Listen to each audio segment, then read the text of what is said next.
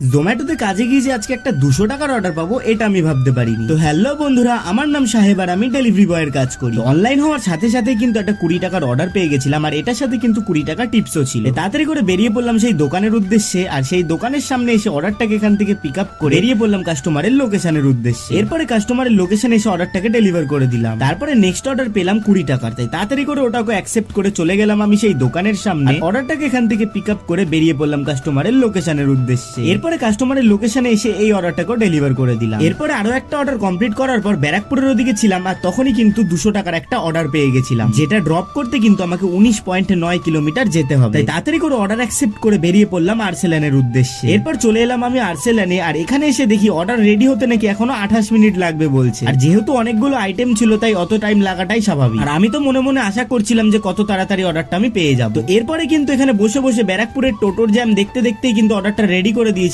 তাই তাড়াতাড়ি গিয়ে অর্ডারটাকে এখান থেকে পিক আপ করে নিলাম। এরপর কিন্তু আবার সাথে সাথে ওনারা আমাকে ডেকে বললো যে আরেক প্যাকেট দিতে ওনারা ভুলে গেছেন। তো এরপরে কিন্তু দুটো প্যাকেটই এখান থেকে পিক আপ করে নিয়ে বেরিয়ে পড়লাম আমি কাস্টমারের লোকেশনের উদ্দেশ্যে। আর ড্রপ লোকেশন কিন্তু ছিল নৈহাটি। এরপর চলে এলাম কাস্টমারের লোকেশনে, আর এখানে এসে দেখি যে কাস্টমার আগে থেকে গাড়ি নিয়ে চলে এসেছিল অর্ডারগুলোকে পিক আপ করার জন্য। তাই আমিও তাড়াতাড়ি করে ব্যাগ থেকে দুটো প্যাকেটই বার করে কাস্টমারের হাতে স্যারেন্ডার করে দিলাম, আর বেরিয়ে পড়লাম বাড়ি যাওয়ার উদ্দেশ্যে।